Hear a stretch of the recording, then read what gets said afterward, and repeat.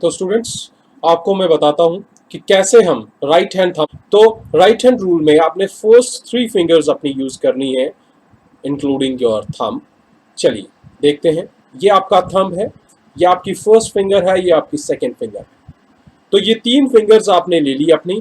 अब आप ध्यान से देखिएगा, इनको आपने इस तरह से स्ट्रेच करना है, they are going to be perpendicular to each other. ध्यान से देखिएगा, ये फर्स्ट थंब और फर्स्ट फिंगर एक दूसरे के परपेंडिकुलर है।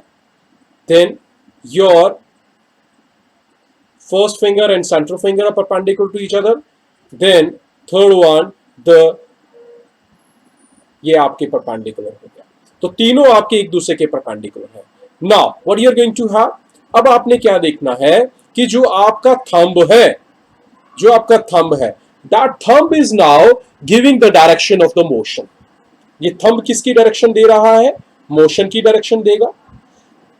जो आपकी फर्स्ट फिंगर है, that your first finger that is giving the direction of the magnetic field.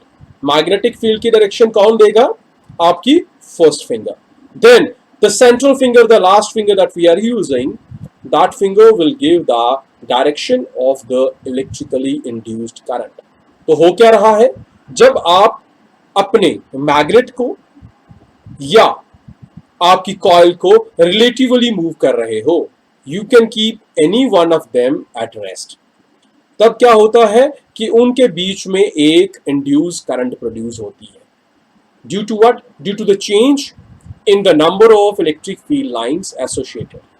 क्योंकि जैसे ही मैग्नेट दूर जाएगा, कॉइल से जुड़ी हुई मैग्नेटिक फील्ड लाइंस कम होंगी, और जैसे ही मैग्नेट पास आएगा, मैग्नेटिक फील्ड लाइंस जुड़ी हुई जो होंगी वो उनकी वैल्यू बढ़ जाएगी।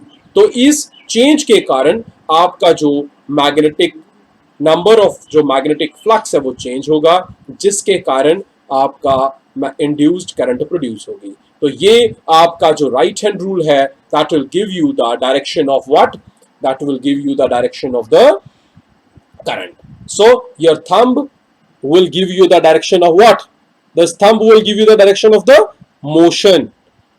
This first finger will give you the direction of what? The magnetic field, means north to south. And this last, your central finger will give you the direction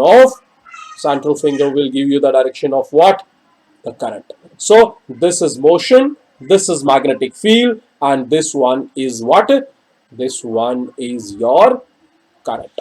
तो ये इस तरह से आपके पास ये वैल्यूज आ गई हैं। तो इसे ध्यान से देखिएगा, इसको ध्यान से समझिएगा। सो चलिए देखते हैं।